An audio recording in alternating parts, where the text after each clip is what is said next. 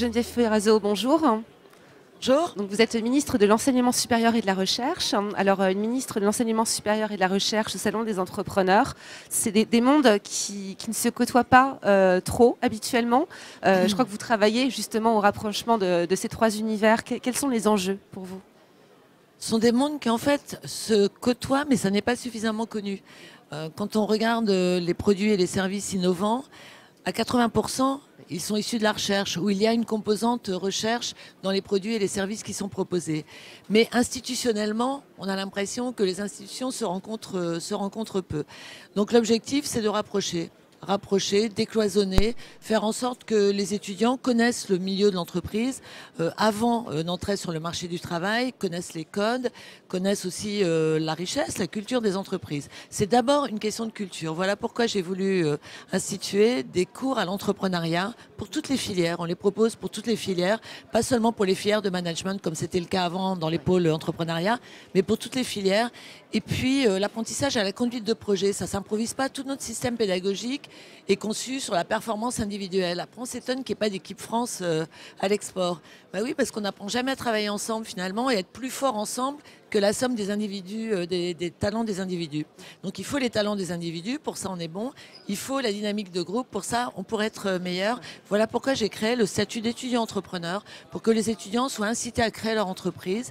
Et ce statut dure 1 an après la diplomation, ce qui fait qu'ils sont assurés socialement et ils peuvent se consacrer à leur projet d'entreprise pour lequel on les accompagne avec une formation. Ça, c'est ouvert à tous les étudiants? C'est ouvert à tous les étudiants dès le début de la rentrée prochaine. On le met en place dans 30 pôles qu'on appelle les pépites, les pôles entrepreneuriat, création d'entreprise, innovation pour les étudiants. D'accord. Vos objectifs, vous avez des objectifs chiffrés en la matière ou par filière on a déjà lancé un concours pour près de 5 millions, doté de près de 5 millions d'euros, qui est un petit peu abondé par la Caisse des dépôts, mais qui principalement émane du ministère, pour susciter des projets. On a déjà fait un premier appel à projets, on a une 30aine de projets, donc un par pépite, c'est ce qu'on voulait, mais on voudrait avoir une petite centaine de projets. Et puis on va abonder le concours annuel des entreprises innovantes, qui a lieu depuis 15 ans maintenant au ministère, par un concours tremplin étudiant.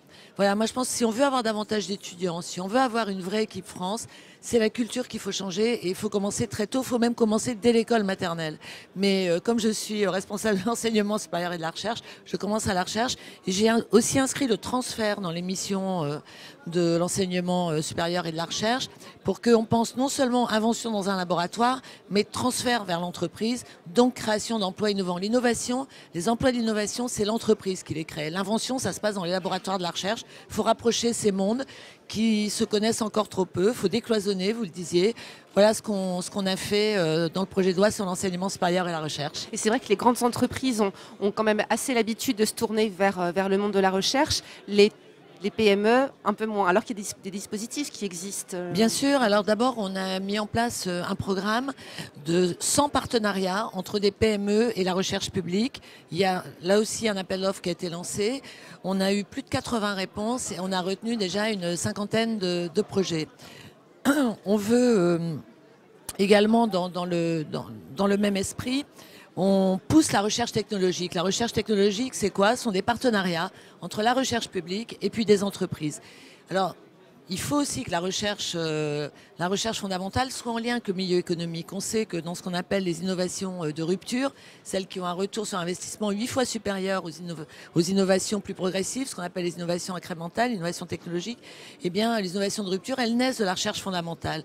Donc, je crois qu'une fois pour toutes, dans ce pays, il faut faire ce qu'on ne sait pas très bien faire, c'est-à-dire faire tomber les barrières, faire en sorte que les chercheurs de la recherche fondamentale travaillent avec la recherche technologique, dans le milieu de la santé, travaillent avec la recherche clinique, les cohortes, la recherche translationnelle et travaille avec les entreprises dans le domaine de la santé, les big pharma. Le président de la République a présenté hier son plan cancer, le 3e plan cancer. Il n'a pas dit autre chose. Il a dit voilà, il faut que toute la recherche travaille avec les entreprises au service des malades, au service des patients, au service du progrès. La France est assez attractive pour des jeunes étudiants qui sont assez brillants, qui viennent faire leurs études en France. Et assez souvent, quand même, ils partent créer ensuite leur entreprise à l'étranger. On perd un peu, la formation qu'on leur a donnée. Dans certains laboratoires, ça se remarque, ça se note. Qu'est-ce qu'on peut faire pour retenir le statut des étudiants entrepreneurs peut les aider? Alors pour le coup, moi je présenterai le sujet un peu autrement. D'abord, on est repassé du 5e au 3e rang comme pays d'accueil des étudiants étrangers.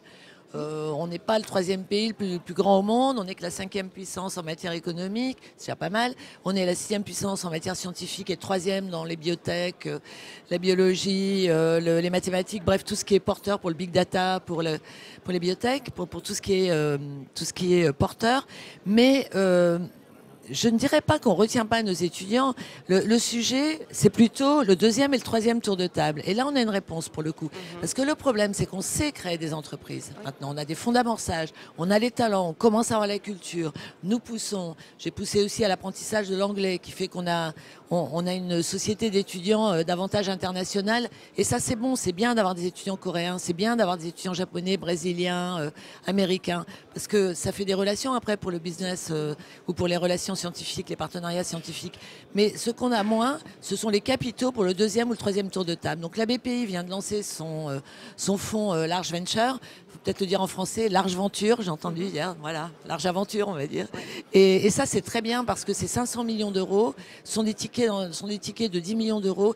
Et ça peut éviter la fuite. Parce que le pire, c'est de voir des pépites où toute la formation, tout l'investissement public en formation, l'investissement public en recherche a été national, européen, fuir parce que les capitaux du 2e ou du 3e tour ne sont pas disponibles en Europe et que du coup, ça part en Israël, ça part aux États-Unis, ça part en Asie, ça part en Russie. Moi, j'ai vu des pépites du pôle d'innovation micro-nano que j'ai présidé pendant 10 ans construire des unités de production en Russie grâce à des capitaux russes, alors même qu'elles continuaient à avoir leur partenariat avec la recherche publique française, parce que le capital technologique et d'invention était là, et bien pour éviter que tout cela ne se produise, pour bénéficier vraiment des créations d'emplois, il y a ce fonds Large Venture de la BPI Innovation, et je crois que c'était vraiment le maillon qui manquait.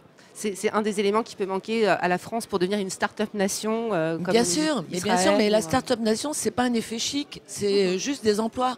C'est capitaliser sur notre savoir-faire, sur notre capital de formation pour créer des emplois et bénéficier des emplois qui viennent de ce capital de recherche et de formation.